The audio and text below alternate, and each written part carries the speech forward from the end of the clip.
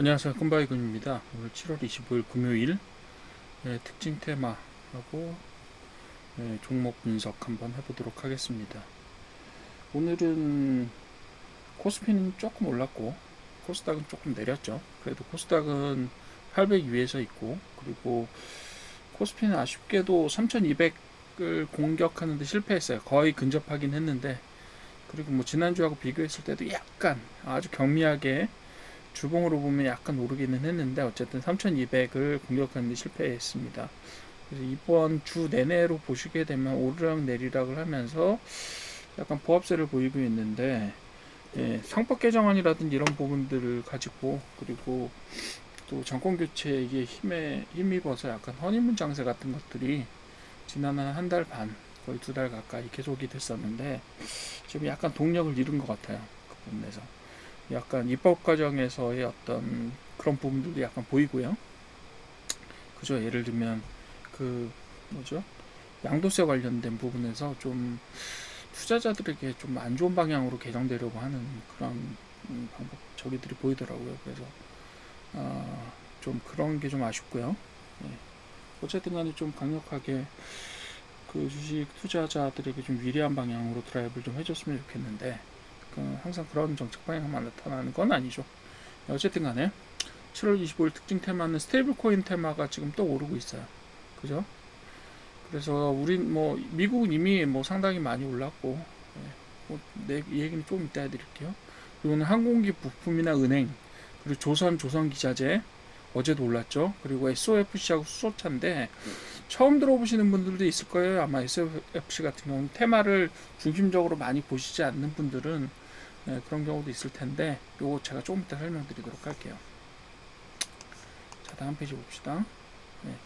스테이블 코인은 미국의 스테이블 코인법은 지금 며칠 전에 통과가 됐었고, 그 다음에 두 번째로는 국내 법안이 내주 발의될 가능성이 있다. 근데 그 어떤 언론에 따라서는 스테이블 코인의 실효성이 있겠느냐 없겠느냐 뭐 이런 얘기를 하고 있는데, 마치 그거는 뭐랑 비슷한 거냐면 미국에서 열심히 돈 들여서 AI의 파운데이션 모델들 개발하고 있을 때, 그게 우리나라에서 그거 우리나라에서 그렇게 큰 기업들도 개발하고 있는데 우리나라가 거기 들어가서 솔직히 그 정도 돈을 못 들이는데 그 파운데이션 모델을 개발하는, AI 모델을 개발하는 게 실효가 있겠느냐 없겠느냐라고 얘기하는 거랑 똑같아요.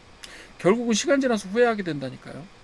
빨리빨리 어떤 식으로든지 토대를 만들어서 대응할 준비를 해나가야지, 그거 그냥 손 놓고 있다가 이거 선진국에 해주겠지, 그럼 저희 맨날 뭐 저기 그 챗GPT에 있는 오픈 AI 모델 가져다 저희가 그냥 어플리케이션으로 만들어서 활용할 겁니까?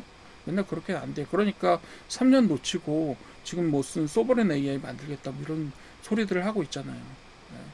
그런 거는 어느 부분에서는 마찬가지입니다. 이제 우리나라도 후진국이 아니기 때문에 세계 선진시장에서 무슨 일이 벌어지고 있다라고 하면 바로바로 캐치업하고, 그리고 어느 정도는 기반을 닦아놓는 준비를 해놓고 있어야 돼요. 그래야 더 뒤처지지 않아요. 스테이블 코인은 워낙에 국제적인 금융시장에서 그 실효성이라기보다는 워낙 드라이버가 걸리고 있는 거기 때문에 우리나라도 적어도 이게 정말 효용성이 있을지 없을지 모르겠지만 기반에 대한 기술 준비라든가 아니면 제도에 대한 준비들을 해놓고 있어야 된다라는 거죠. 예.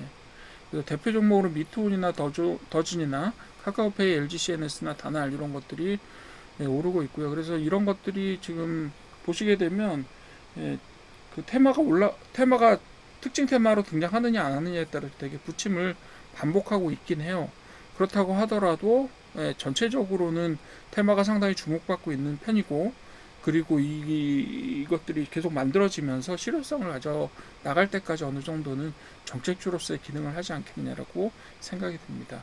두 번째는 항공기 부품이죠. 항공기 부품은 트럼프가 관세 협상 카드로 어제는 뭘 했었냐, 지난번엔 뭘 얘기했었냐면 알래스카 LNG 이야기를 했었죠. 그리고 나서 또 이제 쇠고기나 이런 부분들, 그리고 농산물 수입 부분들을 일본에서 관세율을 낮추는데 되게 강력하게 미국에 써먹었단 말이죠.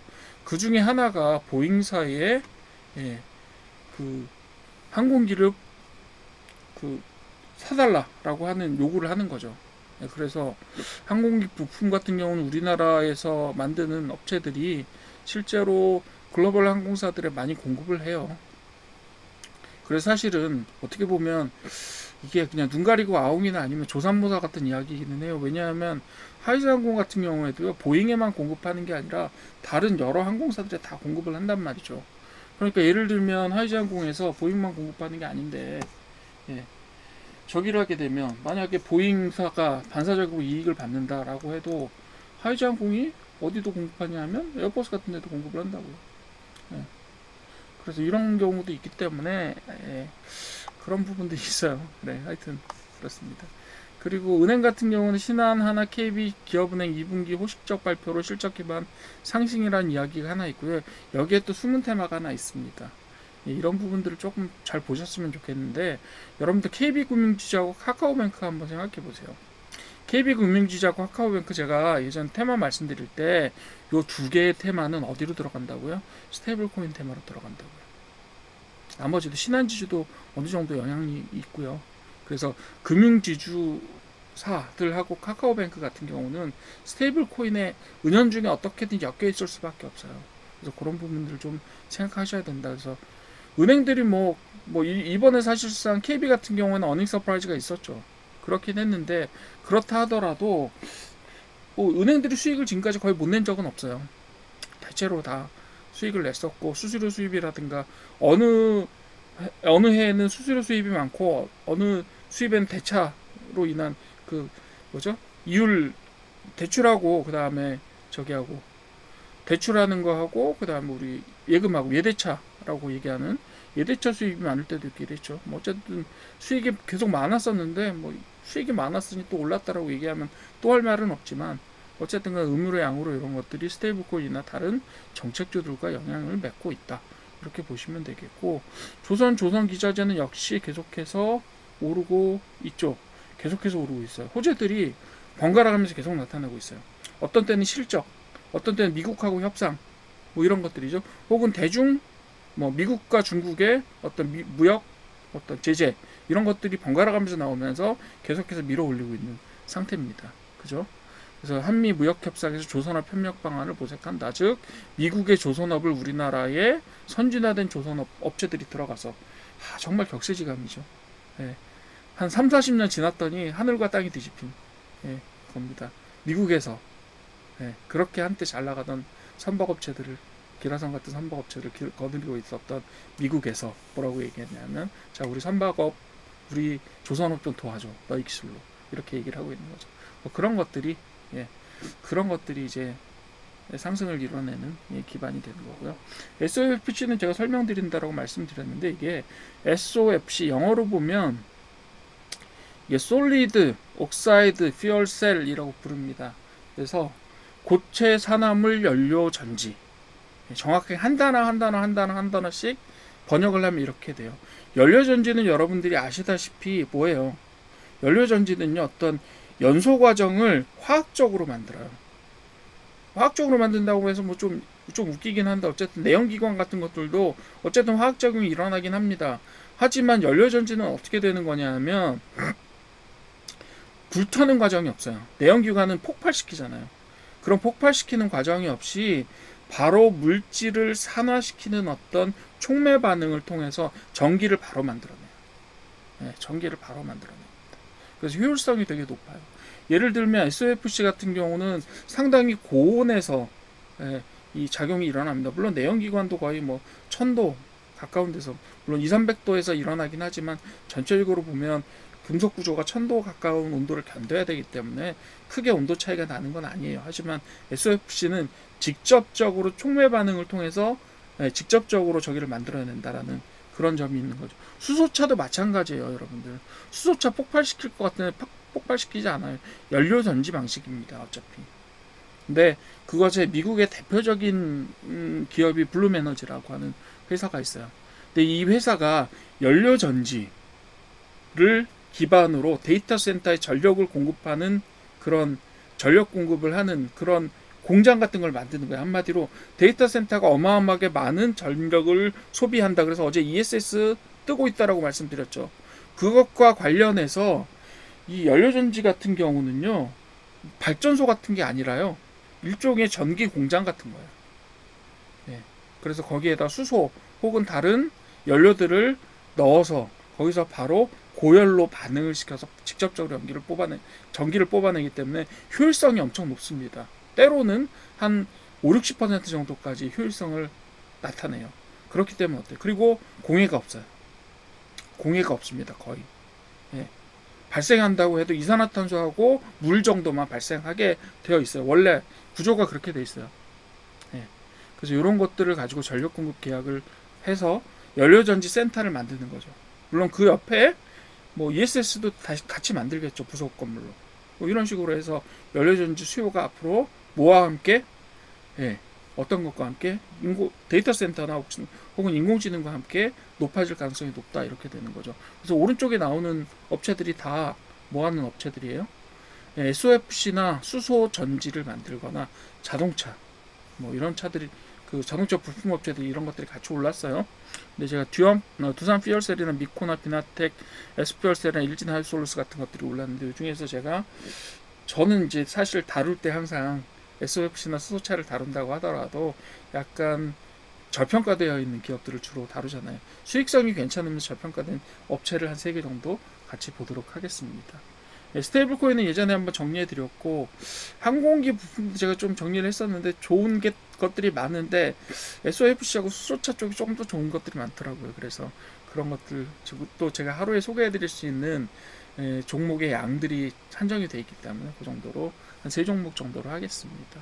그래서 이런 것들 나중에 다 금융이나 이런 것들도 한번 계속해서 정리를 해 드릴 거예요. 자, 테마는 이 정도로 하고요. 그래서 테마는 스테이블 코인, 은행, 금융이 묶여서 올라갔고요. 항공기 부품, 조선, 요것들은 뭐예요? 사실은 한미 통상이라고 하니까 되게 옛날 말 같은데, 그죠? 한미 관세와 관련된 패키지 딜에 들어가는 그런 종목들이잖아요. 항공기 부품과 조선은 어쨌든 간에, 그죠? 관세 협상 카드, 무역 협상, 이 얘기예요. 그리고 SOFC 수소차는 미국에서 어떤 일이 벌어지기 때문에 우리나라에서도 비슷한 일이 벌어질 수 있다. 제가 말씀드렸던 것, 지난번에 인공지능 할 때 말씀드렸었는지 모르겠지만, 우리나라가 인공지능 100조 투자를 하는데 그 중에 30~40조는 전력 설비에 들어가요. 어쩔 수 없어요. 근데 그 중에서 상당히 많은 부분이 ESS라든가 전력망 전선이라든가 원자력 발전 혹은 신재생 에너지, 그리고 마찬가지로 신재생 에너지의 일부로서 조금 다르긴 하지만 SOFC하고 수소차 같은 부분들이 들어갈 수가 있게 되는 거죠. 그런 식으로 좀 종합적으로 봐주시면 될 것 같아요. 자, 차트 보겠습니다. 차트는 맨 처음에 이제 미트온부터 볼게요. 자, 미트온 차트 좀 봅시다. 아이고, 죄송합니다. 미트온 차트를 좀 봅시다. 자, 여기 미트온 일봉 차트, 주봉부터 봅시다. 자, 주봉 보이시죠?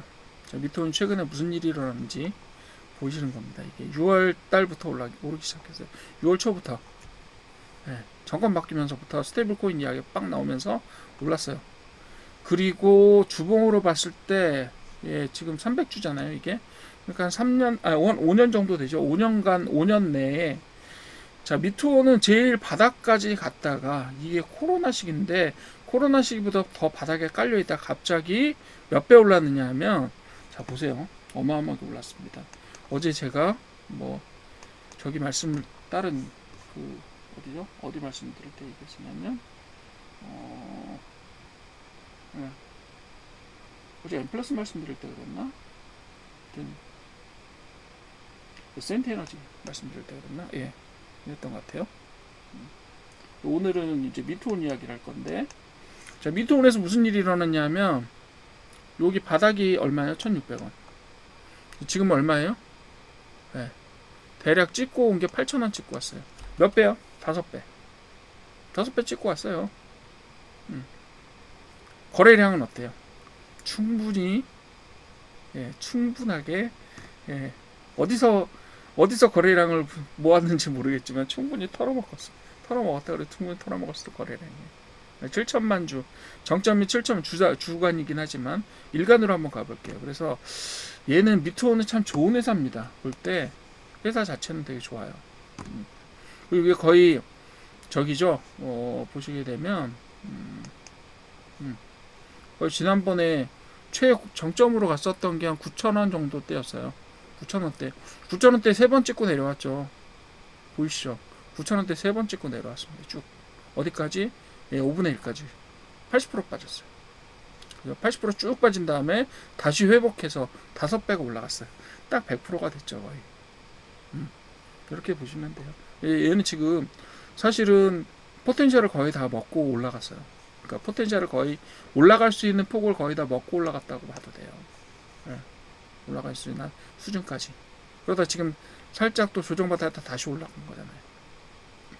그죠? 이 정도로 크기로 올라갔다. 그래서 여기서 올라간다고 해도 지금은 가격대가 지금 어디에 와 있냐면 6,000원대에 와 있잖아요. 근데 8,000원 찍고 내려왔으니까 여기서 되게 크게 올라가도 50%예요. 회사도 되게 수익을 내고 있는 회사고 좋은 회사입니다. 뭐 나무랄 데 없어요. 나무랄 데 없는데 회사 자체는. 그리고 테마도 타고 있잖아요. 스테이블 코인이라고 하는 좋은 테마를 타고 있음에도 불구하고 제가 우려하는 것은, 그리고 뭐 예를 들면 PER 같은 경우는 되게 크죠. 왜? 최근에 가격이 너무 많이 올라서 그래요. 최근에 가격이 오르면요, 당연히 PBR이나 PER 같은 것들은 나빠질 수밖에 없어요. 나빠질 수밖에 없어요. 그렇게 보시면 되고, PBR은 아직도 되게 좋네요. 그죠? 그렇긴 한데 수익이 최근에 적어서 그렇고, 뭐 가격이 너무 올랐어요.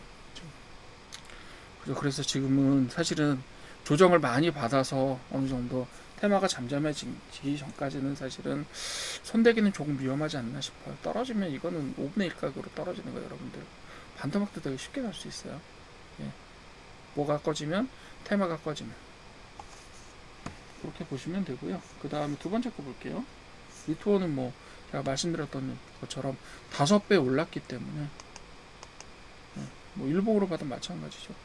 여기서부터 여기까지 8,000원까지 갔다 왔어요. 그리고 지금 널뛰고 있죠. 갈 때 한 번에 갔죠. 한 번, 두 번, 세 번, 네 번, 5번.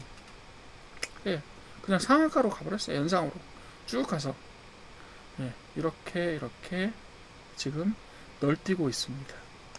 쭉 좀 넓혀볼게요. 자, 보시게 되면 이런 거 뭐 3탑이라고 부르는데 3탑을 만들고 지금 이제 이게 좀 막바지가 아닐까라는 감히 그런 생각을 좀 해봅니다. 뭐 물론 중간에 좀 내려오면서 다시 저기 눌림목 만들면 재상승할 수 있겠지만 실제로 지금은 이제 거의 어떻게 될지 모르겠네요. 하지만 지금으로 봐서는 더 이상 고점을 극복하지 못하고 두 번 공격을 했음에도 불구하고 고점을 극복하지 못한 상태인데, 뭐 어쨌든 상한가까지 왔으니까 여기서 더 고점을 공격하게 될 수도 있어요. 뛰어넘어서 간다고 해도 뭐 사실 알 수는 없는 거죠. 세상 일은. 그렇긴 하지만 일단 지금으로 봐서는 힘을 다하고 하락하게 될 가능성이 좀 더 높지 않느냐 이렇게 생각하는 거죠. 그게 리투온이었어요. 좋았네요. 여기서 사실 되게 아쉽죠. 여기서 첫 번째 신호가 왔을 때, 근데 첫 번째 신호가 왔을 때 이미 상한가를 치면서 갔기 때문에 사실 얘를 잡을 수 있었겠느냐, 조금 쉽지 않았겠죠. 예를 들면 요날 하루씩 있어요. 이렇게 막, 그죠? 이렇게 있기는 해요. 요날 다음날 바로. 근데 갭상승했다가 떨어지는 이 녀석을 가지고 잡아서 채소 올라갈 수 있다라고 생각할 수 있을까? 그런 생각은 좀 듭니다. 쉽지 않은 거죠. 자, 그 다음에 하이지항공 볼게요. 하이지항공이 좋죠. 저기 차트로만 보면 되게 좋아요. 쭉 내려왔다가 여기 정점이 얼마였었냐면 주봉에 정점이 8,000원 가까이 됐었어요. 그래서 7,500원 7,500원을 찍고 한번 내려왔다 근데 계속 내려왔어요. 7,500원을 찍고 얼마까지 내려왔냐면, 대체로 지금 저점이 1,200원이니까 7,500원에서 1,200원이면 1,500원 쳐도 한 5분의 1 정도, 80% 이상 꼬라박았어요, 한마디로. 이런 표현이 좀 그렇지만 꼬라박았어요. 그리고 나서 다 여기서 되게 예쁘게 만들고 지금 핸들 만들다가 갑자기 상한가. 차트는 되게 아름답죠. 근데 문제는 영업이익이 5년 연속 적자입니다. 물론 회사가 돈이 뭐 없는 회사는 아니, 항공기 부품을 만드는 회사고, 그리고 지속적으로 해외에 공급을 하고 있는 회사라서 회사가 갑자기 막 꽥 하고 꼬꾸라지느냐, 그렇지 않을 거라고 예상하지만 실제로 회사 내부에 가지고 있는 법인율보다 한 2,300억 정도 있어요. 어제 제가 말씀드렸던 어떤 회사와 마찬가지로 해도 예, 그 턴어라운드를 만들 수 있는 기회를 얻지 못하면 사실 쉽지 않다. 왜냐하면 턴어라운드 만들 수 있는 기회들이 있었고 이 회사가 자체적으로 어떤 동력을 가지고 있다라고 하면 5년 연속 적자를 만들지는 않았을 거예요. 물론 아주 특별한 의도가 있어서 주가를 낮춰야 된다. 예를 들면 상속이 이슈가 있다. 뭐 이런 경우가 아니라고 하면 지금으로서 보시게 되면 바닥을 찍고 올라가긴 했지만 얘가 계속해서 올라갈 수 있는 동력을 가지고 있을까 좀 궁금하긴 합니다. 차트로 보면 되게 아름다운 차트예요. 보세요. 되게 전형적인 패턴을 만들고 갑자기 상한가를 찍고 굉장히 좋죠. 근데 그렇다고 하더라도 회사 전체적인 수익 구조로 봤을 때 당연히 믿고 갈 수 있겠느냐 이런 생각이 드는 거죠. 그렇게 보시면 돼요. 그러니까 이 회사가요 적자를 내기 시작하는 시점쯤부터 주가가 되게 이렇게 꺼지기 시작해요. 한 4년 동안 까졌는데 그런 영향들이 있었을 거라고 생각이 듭니다.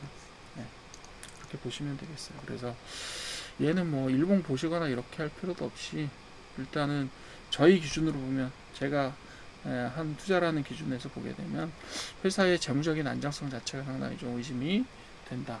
이렇게 보시면 될 거예요.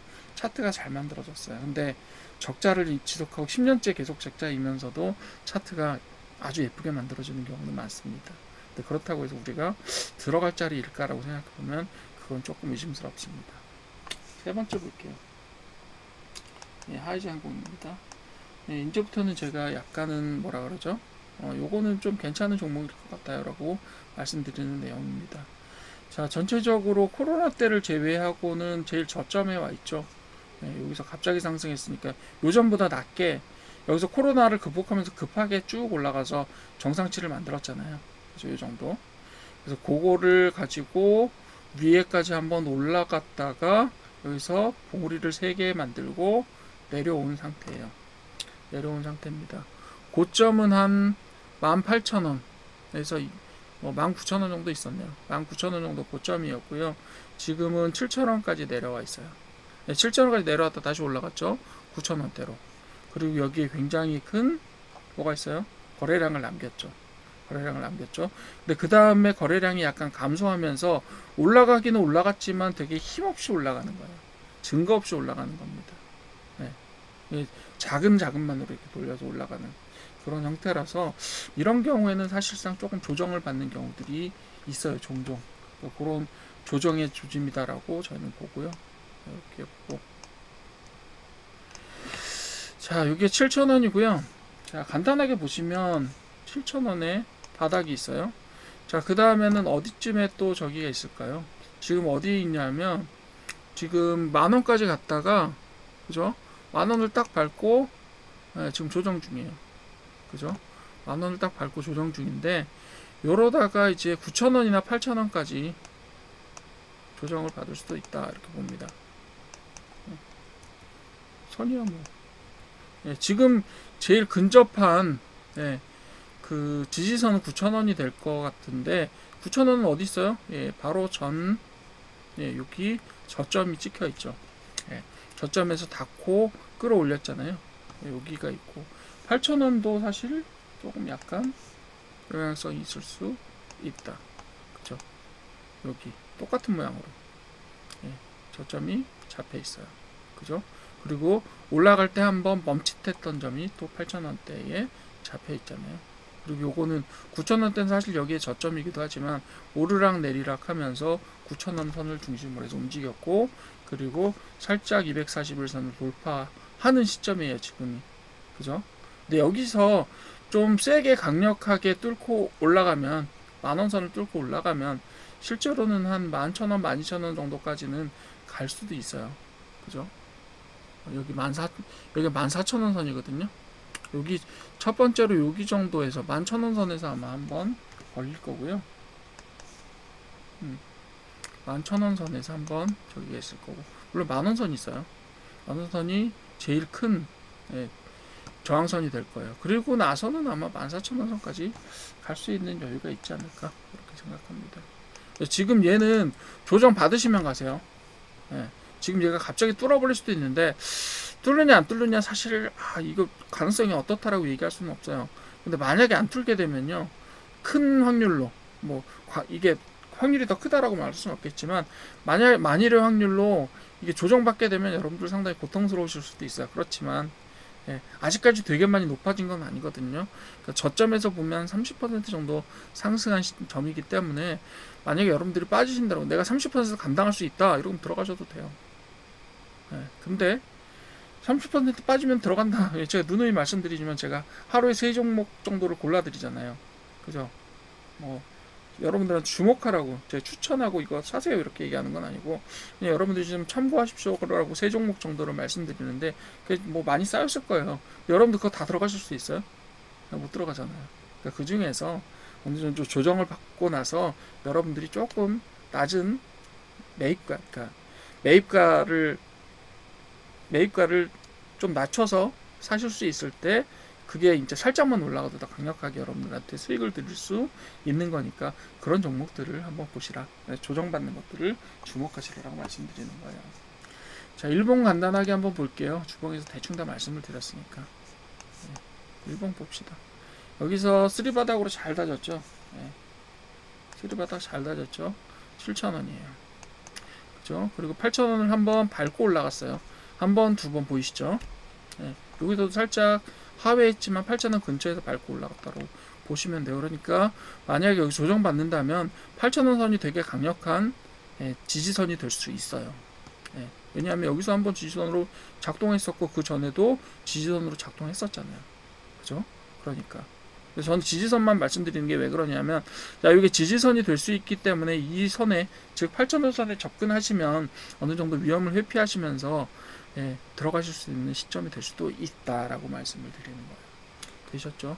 그리고 241선은 끌어내려주고 있는데 이게 언제쯤에 저기가 될지는 모르겠으나 지금 어쨌든 지금 딱 잘라서 이 단면만 보게 되면 정배열로 들어갔어요. 정배열로 들어가서 물론 이게 다시 모일 수도 있어요. 조정받게 되면 다시 모일 수도 있지만 어쨌든 지금은 정배열로 들어갔고, 그럼에도 불구하고 지금 당장 급하게 뭘 하시는 것보다는 뭐예요? 주말 보내시고 나서 며칠 보시면서 얘가 조정을 받나 안 받나 한번 보십시오. 그렇게 보시는 게 나아요. 그래서 제가 8,000원에 강력하다, 그 다음에 9,000원 선에서도 조정이 되는데 사실 9,000원이 좀 희미하기는 해요. 다른 거에 비해서 9,000원보다는 8,000원 쪽이 훨씬 더 강력한 지지선이 될 수 있습니다. 저항선을 말씀드렸으니까 따로 말씀드리지 않을게요. 그리고 여기서 바닥에서 되게 강력하게 뭐예요? 바닥을 탈피하는 굉장히 굉장히 크다고 해도 250만 주 정도니까 되게 크지는 않다고 말씀드릴 수 있어도 어쨌든 간에 지금 600일 간에는 가장 큰, 그죠? 단일 거래량이 나왔으니까. 근데 이 거래량은 어디서 나왔어요? 여기서 나왔다고요. 여기서 어디서요? 바닥을 탈출하는 시점에서 강력하게 밀어 올렸잖아요. 그러니까 요거는 되게 강력한 매집으로 작동할 수 있다라고 보는 거죠. 이렇게 보시면 돼요. 이게 BMT가 되겠습니다. 그 다음에 역시 이 회사도 제가 오늘 후반기에 말씀드린 3개, 오늘 상한가 갔던 2종목 빼놓고 3종목들은요 다 뭐예요? 대주주가 50% 이상 가지고 있는 회사들이에요. 약간 품절주에 가깝죠. 품절주에 가깝고요. 50% 이상 가지고 있는 회사들이에요. 그러니까 딱 틀어지고, 어제 제가 철강주 말씀드릴 때 그런 말씀 드렸을 것 같은데, 아주 공장 만들어서 공장 잘 돌리고 계시는, 그렇지만 이제 상장은 하고 싶어 상장은 하신 그런 사장님들이에요. 근데 50% 60%의 대주주가 그것들을 딱 주식을 틀어주고 있어요. 그런 형상입니다. 그렇기 때문에 쉽게 막 무너지거나 자빠지거나 이러지 않고요. 그 다음에 재무 상황은 되게 좋아요. 세계 회사 다. 그렇게 보시면 됩니다. 자, BNT 보셨고요. 그 다음에 아모센스 보시죠. 아모센스도 역시 아모센스 같은 회사는 요거는 저기 뭐죠? 얘가 고체산화물 연료전지 쪽이죠. 그래서 그쪽에서 일을 계속 하고 있고, 블룸에너지하고 관련성이 있는 회사예요. 그죠? 블룸에너지 관련성 있는 회사고, 역시 첫해 제외하고는 계속해서 수익이 어느 정도 발생을 하고 있는 회사가 되겠고, 이런 회사들 보시게 되면 일단 어느 정도 지금 가격이 조정이 된 것 같고, 지금 최근에 보이시죠? 거래량 들어왔어요. 바닥은 어디에 있느냐 하면, 주봉 볼게요. 먼저 바닥 어디 있는지 주봉 한번 볼게요. 이 지금 상장한 지가 한 3, 4년밖에 안 된 회사라서 이렇게 업력은 있는데 상장된 지는 얼마 안 된 회사예요. 그렇기 때문에 봅시다. 바닥은 역시 한 4,500원 선에서 만들어져 있어요. 그리고 지금 얼마에 와 있냐면 7,500원이니까 약 50% 정도 올라가 있죠. 50% 정도 올라가 있는 상태입니다. 그리고 최근에 많이 올랐어요. 자, 그럼 이 회사는 지금 7,500원에 와 있으니까, 지금 7,500원인데 주봉으로 보니까 한 8,000원 선 정도, 그렇죠? 8,000원에 여기 하나 있었는데 지난주에 갔다 왔어요. 이번 주에 갔다 왔죠. 그리고 나서는 크게 싸우는 점이 안 보이고요. 만원 되면 약간 걸릴 거예요. 그러니까 8,000원에 한 번, 만원에 한 번이, 9,000원대는 딱히 뭐가 보이지는 않아요. 자, 그 다음에는 12,500원은 12,000원 정도 되겠네요. 여기, 그죠? 내려올 때 닫고 내려왔잖아요. 그렇게 돼 있고, 지금 마찬가지로 정배열을 슬쩍 만들까 말까라고 하는 지점이 되겠습니다. 이렇게 보시면 돼요. 이 정도 보시면 되죠. 그 다음에는 조금 열려 있는 상태니까 여기까지는 가겠죠. 뭐 한 2만원까지는 가겠네요. 그죠? 중간에 잡힐 수도 있겠으나 중간이 조금 모호해요. 뭐 이거는 확실하게 보이진 않습니다. 어쨌든 그렇게 보시면 되고, 일봉 볼게요. 자, 일봉 보시게 되면 이제 되게 뭔가 괜찮은 그림이 만들어지고 있는 것 같아요. 아까 보셨던 4,500원 선이고요. 여기서 5,000원, 한 5,500원 정도 선인 것 같아요. 5,000원대를 확실하게 밟고 한 단계씩 밟으면서 올라갔단 말이죠. 5,100원 뭐 이런 식으로 해서 밟으면서 쭉 다지면서 올라갔어요. 그래서 241선 딱 뚫고 지금 241선 근처에서 감돌면서 간을 보고 있다 갑자기 튀었단 말이죠. 오늘 장중상한가를 갔었단 말이죠. 장중상한가를 갔다가 테스트를 하고 돌아왔어요. 돌아왔으니까 이제 이게 조금 빠지겠죠.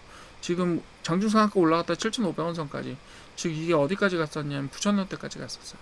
7,500원 선으로 지금 빠져 있는 상태고, 다시 요게 장중상한가 갔다가는 아마 지금 거래량 자체는 되게 강력하거든요. 그래서 요거는 사실 이렇다 저렇다 앞으로 어떻게 될지를 말씀드리기가 조금 어렵기는 해요.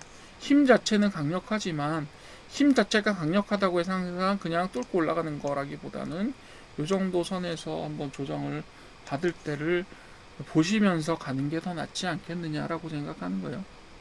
한 6,000원 정도 근처가 되겠네요. 여기 딱 걸렸네요.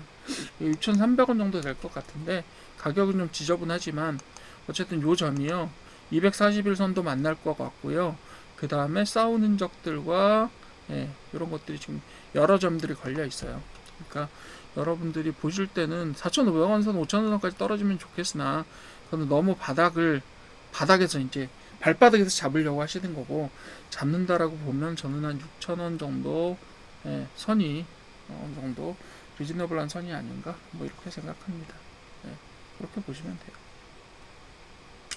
그리고 마지막 종목입니다. DYP 역시 수소차 쪽인데, DYP도 수소차 쪽이긴 한데,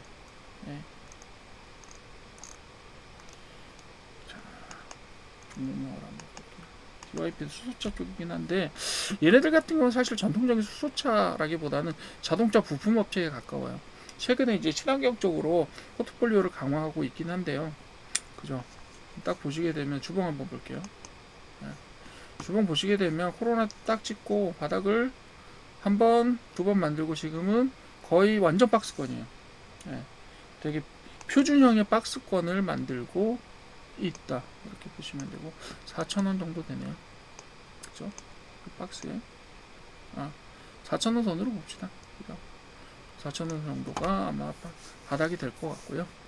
그리고 나 지금 박스를 가고 있는데, 문제는 제가 조금 기다려 보시라라고 말씀드린 게 다른 걸 할까, 다른 걸 좀 보여드릴까라고 생각을 많이 했었는데, 그래도 얘는 지금 박스권이라서, 그리고 회사가 계속해서 수익을 올리고 있는 회사고, 그리고 세계적으로도 어느 정도 명망이 있는 회사라서 좋은 회사입니다.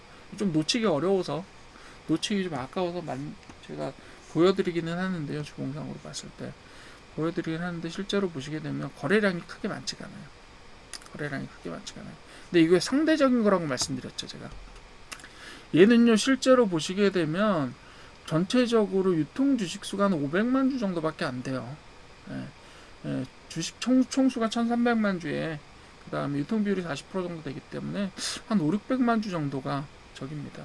그러니까 이때 3500만 주가 돌았는데요. 이게 뭐냐면 전체 주식수에, 물론 주간 거래량입니다.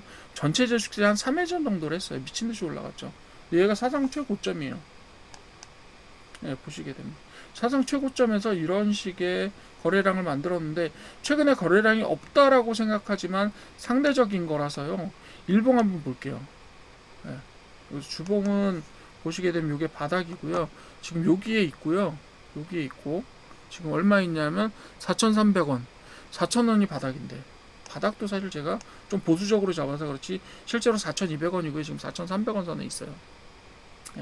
그러니까 바닥에 있는 거죠, 한마디로.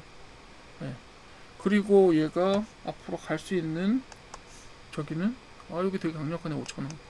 그죠? 5,000원 선 될 거고요. 뭐 이거는 지금 박스니까 가다가다 한번 찍고, 가다가다 한번 찍고, 가다가다 한번 찍고 이래요. 박스는 되게 좁혀져 있긴 해요. 그렇긴 한데 5,000원 선 있고, 6,000원 선 있고, 7,000원 선 있고, 정직하네요. 그죠? 이 정도 있습니다. 얘는 1,000원대마다 아마 걸릴 거예요. 5,000원 갈 때 한번 걸릴 거고요. 6,000원 갈 때도 또 한번 걸릴 수 있어요. 7,000원 갈 때 걸릴 수 있어요. 근데 걸릴 수 있다는 얘기는 뭐예요? 만약에 힘이 실리면 한 번에 돌파해 버릴 수도 있다는 얘기인 거예요. 그런 가능성들을 늘 생각하고 계십시오. 이게 주봉이에요. 일봉 볼까요? 일봉 보면 좀 달라요. 자, 보이시죠? 여기 최근에 갔었던 고점이 한 8,000원대 정도 되는데, 7,000원대네요. 딱 7,000원 정도가 되는데, 최근에 갔던 고점이 여기가 7,000원쯤 됐는데, 제가 아까 7,000원이 있다고 말씀드렸죠. 저항이 7,000원이 있고, 뭐 그죠?